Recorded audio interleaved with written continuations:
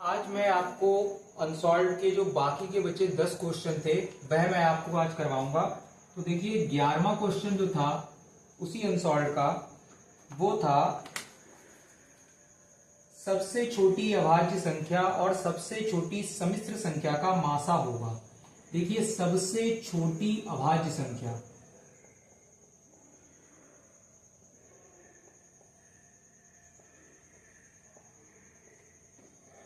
क्या हो गई 2, ठीक। और सबसे छोटी सम्मिश्र संख्या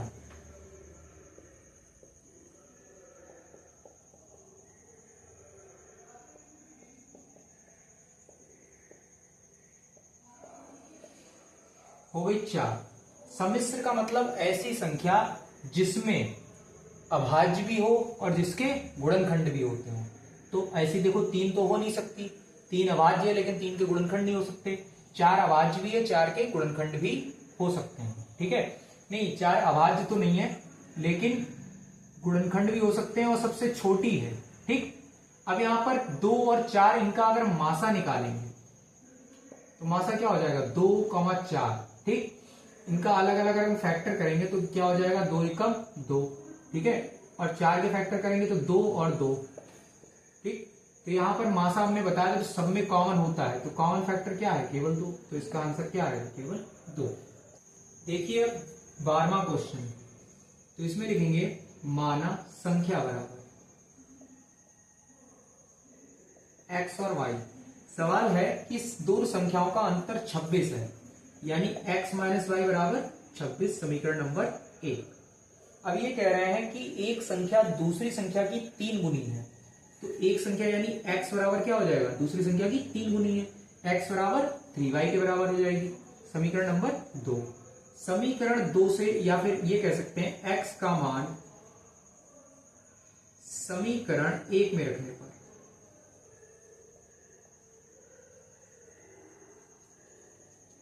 तो क्या हो जाएगा x माइनस वाई बराबर 26। x के लिए क्या रख देंगे 3y माइनस वाई बराबर 26, 2y बराबर 26, 2 से इसे कट कर देंगे तो y बराबर 13। अब ये जो मान है ये किस में रख देंगे समीकरण 2 में। समीकरण 2 से क्या हो जाएगा x बराबर 3y यानी 3 इंटू 13 यानी 39। ऑप्शन में 39 इसमें दिया जा रहा है, तो यही हमारा आंसर है, ठीक है। नेक्स्ट देखेंगे 13 क्वेश्चन।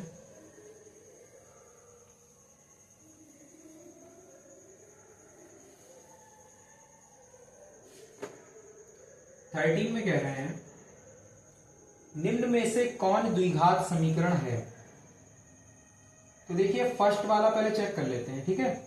x प्लस 1 का होल स्क्वायर बराबर 2 ब्रैकेट में x माइनस 3, इसको पहले चेक करते हैं। तो यहां पर हो जाएगा एक्स स्क्वायर प्लस 1 प्लस का 2x और इधर हो जाएगा 2x माइनस का 6। यहां पर एक्स स्क्वायर प्लस 1 प्लस का 2x से 2x कैंसिल हो जाएगा, माइनस का 6 इधर आके प्लस का 6 बराबर में 0। X square plus 7 is equal to 0। तो ये एक द्विघात समीकरण है, तो यही हमारा सही हो जाएगा। तो जब यही सही है तो बाकी तो और कोई है नहीं, क्योंकि इसमें एक ही पूछा गया है। ऑप्शन में जब पूछा जाएगा तो एक ही पूछा जाएगा, तो इसका आंसर केवल यही हो जाएगा फर्स्ट वाला। नंबर 14 में देखिए एक समबाहु त्रिभुज जिसकी भुजा 2a है के प्रत्येक शीर्ष लंब की लंबाई होगी। तो देखिए समबाहु जिसकी सभी भुजाएं समान होती हैं, तो इसकी प्रत्येक भुजा क्या है 2a है, ठीक। अब इन्होंने ये कहा है कि इसकी शीर्ष लंब प्रत्येक शीर्ष लंब की लंबाई, तो चाहे आप इधर से इधर खींच दीजिए, चाहे आप इधर से इधर खींच दीजिए, चाहे आप इधर से इधर खींच दीजिए, ठीक है। फिलहाल हम एक ही की लगाएंगे, जब एक ही की निकालेंगे तो बाकी 3 की भी वही होंगी, क्योंकि समबाहु यानी इसकी सभी भुजाएं समान है तो शीर्ष लंब भी बराबर होंगे। तो इसकी अगर हम भुजा निकालें, इसका नाम रख देते हैं A B C और बीचों बीच में D। तो यहां से यहां तक देखो पूरी 2a है, तो आधी आधी कितनी हो जाएगी A और A। हम कोई एक त्रिभुज ले लेते हैं, चाहे ADB ले लीजिए आप, चाहे ADC ले लीजिए, ये दोनों ही 90 डिग्री बना रहे हैं, दोनों ही समकोण त्रिभुज है। तो लिखेंगे समकोण त्रिभुज ADC में हमने इधर वाला ले लिया है ADC, सी में। अब ये क्या है हमारा कर्ण, तो लिखेंगे AC स्क्वायर बराबर क्या हो जाएगा, कर्ण स्क्वायर बराबर लंब स्क्वायर प्लस आधार स्क्वायर, यानी AD square plus DC square. ठीक है, हमें AD निकालना है, शीर्ष लंब की लंबाई, तो AD स्क्वायर बराबर क्या हो जाएगा, AC square minus DC square. अब देखिए AC कितना है, AC है 2A, तो 2A का स्क्वायर माइनस DC कितना है A, तो माइनस A का स्क्वायर, ये हो जाएगा 4A square minus A square is equal to 3A square. और इधर क्या था, इधर था AD स्क्वायर, तो AD बराबर क्या हो जाएगा, रूट में 3A स्क्वायर। अब देखिए 3 का तो रूट होता नहीं, तो रूट तो ऐसे ही लगा रहेगा, और A स्क्वायर का रूट क्या हो जाता है A, यानी शीर्ष लंब की लंबाई जो हो जाएगी वो हमारी कितनी हो जाएगी, रूट का 3A। ठीक है, अगला नेक्स्ट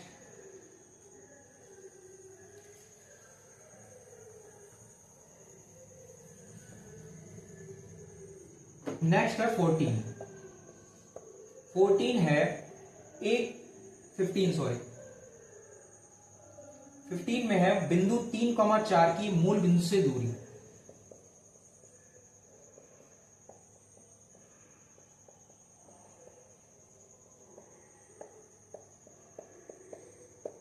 जब भी मूल बिंदु से दूरी पूछी जाए तो इसका फार्मूला होता है D is equal to under root में x1 का स्क्वायर प्लस y1 का स्क्वायर, क्योंकि मूल बिंदु 0,0 उनको कुछ समझा नहीं जाता है, वो तो 0 ही रहेंगे, तो हमारा केवल फार्मूला ये रह जाएगा x1 का स्क्वायर प्लस y1 का स्क्वायर। x कितना है 3 का स्क्वायर, y1 कितना है 4 का स्क्वायर, 3 का स्क्वायर होता है 9, 4 का स्क्वायर होता है 16, दोनों को जोड़ देंगे 25 का अंडर रूट होता है 5, तो हमारी डिस्टेंस कितनी हो जाएगी 5, इसका आंसर आ जाएगा 5। ठीक है, नेक्स्ट देखिए 16,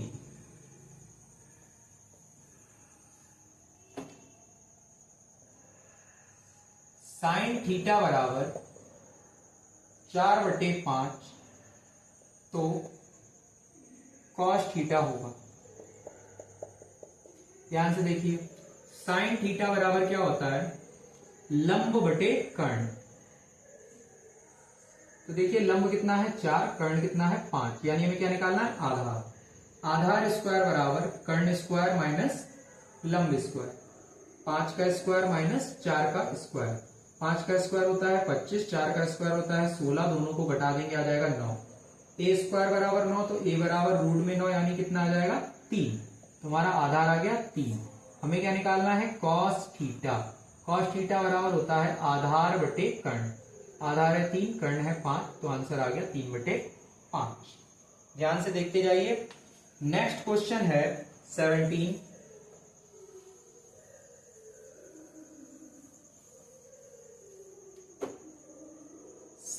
क्वेश्चन में कह रहे हैं एक ठोस धातु की घनाभ जिसकी विमाएं 9 गुणा 8 गुणा 2 मीटर हैं को पिघलाकर 2 मीटर के कोर के घन बनाए गए हैं, इस प्रकार बने घनों की संख्या। तो यहां पर देख लीजिए, पहले हम निकालेंगे घनाभ का आयतन।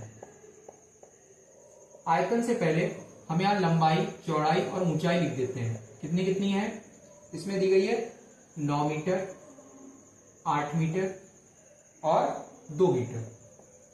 तो घनाभ का आयतन होता है लंबाई गुणे चौड़ाई गुणे ऊंचाई, 9 गुणा 8 गुणा 2 कितनी हो जाएगी, 9 8 72, 72 दूनी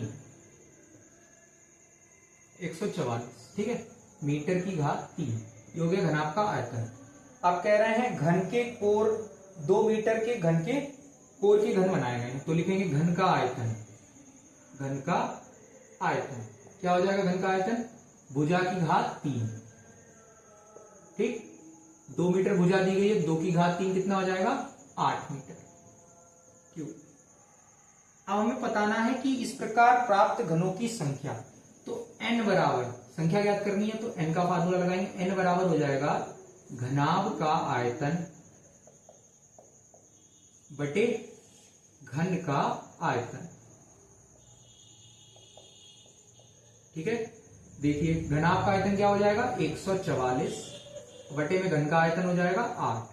ठीक है, 2 से इसे काट देंगे, फिर इसे भी काट देंगे, 4 आ गया, इससे इसे काट देंगे, 4 एकम 4 बचे 3, 4 अट्ठे 32, यानी हमारे कितने घन बन जाएंगे, 18 घन हो जाएंगे। ठीक है, देख लीजिए इसमें ऑप्शन में 18 दिया गया है, बिल्कुल दिया गया है, तो 17 का आंसर होगा ए, इसमें 18 दिया गया है। नेक्स्ट देख लीजिएगा,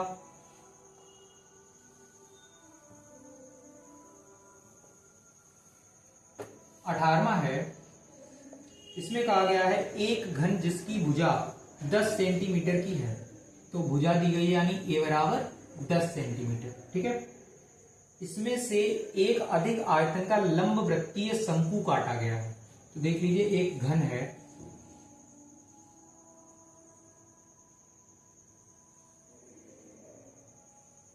ठीक, इसमें से अधिक लंबाई का, तो अधिक लंबाई का मतलब जितना बड़ा ये है उतनी लंबाई का तो काटा जाएगा शंकु। ठीक, शंकु काट लिया जाता है, तो जिसका आयतन है, अब आयतन के लिए देखिए यहां से यहां तक ये 10 सेंटीमीटर हो गई। ठीक, ये हो गई इसकी ऊंचाई, यानी शंकु की अगर ऊंचाई की बात करें, शंकु की ऊंचाई, तो वो हो जाएगी h बराबर 10 सेंटीमीटर। ठीक, अब हमें ये यहां से यहां तक ये कितनी है, ये है इसकी व्यास, d बराबर कितना है, ये भी 10 सेंटीमीटर है, तो 10 सेंटीमीटर हो गया। त्रिज्या क्या होगी, व्यास की आधी यानी 10/2 यानी 5 सेंटीमीटर हो गई त्रिज्या। ठीक, अब शंकु के आयतन का फार्मूला, शंकु का आयतन, आयतन क्या हो जाएगा, 1/3 पाई आर स्क्वायर एच। तो 1/3 गुणा पाई की वैल्यू अगर लगानी है तो लगा दीजिए आप, लगाई दो, कितनी होती है 3.14 गुणा 22/7 भी लगा सकते हो। आर का स्क्वायर यानी 5 गुणा 5, और एच का, एच कितना है 10। ठीक, देखिए 5 5 जा 25, 25 10 जा 25 10 जा होते हैं 250 अपॉन में 3। अच्छा, 3 से पहले इन दोनों को मल्टीप्लाई करते हैं, फिर 3 से डिवाइड करते हैं। तो देखिए 2500 का 100 का 0 हासिल लगे 10, 25 से कम 25 और 10 35 की 5 हासिल लगा 3, 25 की 75, 75 और 3 78। ठीक, और एक ये 0 है तो ये भी बढ़ा देते हैं। अब कितने नंबर बाद पॉइंट लगेगा, 2 नंबर बाद, तो आ जाएगा 785, यानी 785 अपॉन में 3। 3 से इसको डिवाइड करेंगे तो कितना आ जाएगा, 3 2 जा 6, एक इधर जाएगा, 3 6 जा 18। ठीक है, 3 1 जा 3, पॉइंट लगाएंगे, कितने नंबर बचेंगे, 2 पॉइंट लगाएंगे, 0 बढ़ाएंगे, हो जाएगा 20, 3 6 18 बचे 2 पॉइंट लगा, 3 6 18, यानी 261.66 सेंटीमीटर क्यूब। ठीक है, यही हमारा आंसर है। अगला देखिए, क्वेश्चन नंबर 19।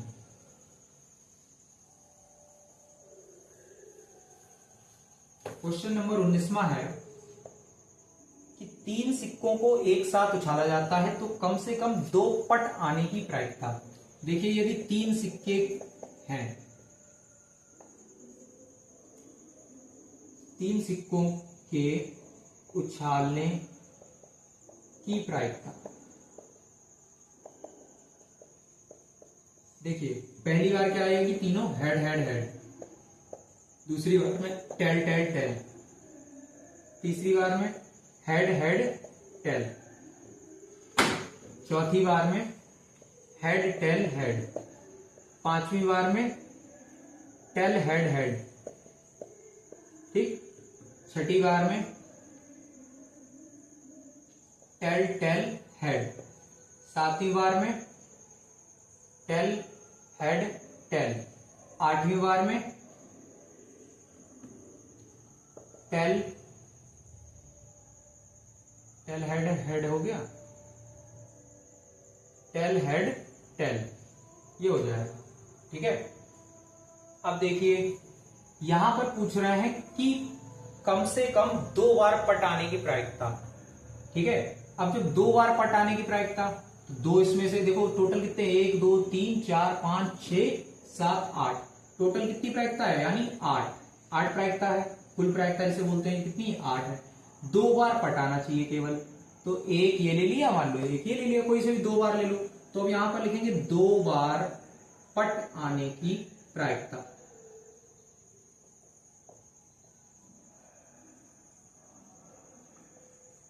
अब 2 बार पट आना है केवल, तो यहां पर 2 तो लिख लेंगे और कितने से भाग दे देंगे, जो कुल संख्या है उससे इसे भाग दे देंगे। तो 2 एकम 2, 2 चौक 8, तो हमारी प्रायिकता बन जाएगी 1/4। ठीक है, जितनी बार कहा जाए उससे पूरी कुल संख्या को भाग दे दीजिएगा। ठीक है, नेक्स्ट क्वेश्चन 20वां। क्वेश्चन नंबर 20वां जो है, इसमें कह रहे हैं दिए गए चित्र में ओटी का मान, इस तरीके से एक चित्र दिया गया है।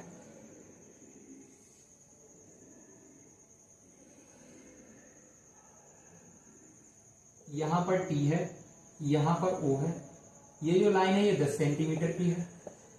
ठीक है, ये जो लाइन है ये 8 सेंटीमीटर की है।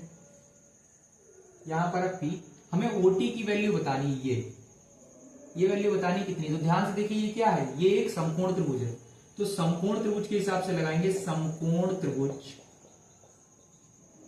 ओटीपी में, ओटीपी में हमें क्या निकालना है, हमें ओटी निकालना है, ओटी स्क्वायर। अब देखिए ध्यान से, ये लंब हो गया, ये क्या है, ये आधार है, और ये क्या है, ये कर्ण है।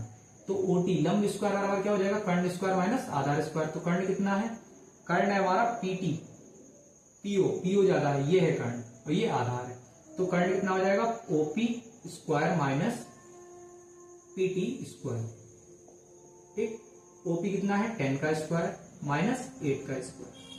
10 का स्क्वायर कितना हो जाएगा 100 और 8 का स्क्वायर 64, बचेगा 36। तो ओटी बराबर क्या हो जाएगा, रूट में 36 यानी 6 सेंटीमीटर। तो ओटी की वैल्यू हो जाएगी हमारी 6 सेंटीमीटर। अब आगे के जो इसके आपके क्वेश्चन है वो थर्ड पार्ट में लगेंगे। धन्यवाद।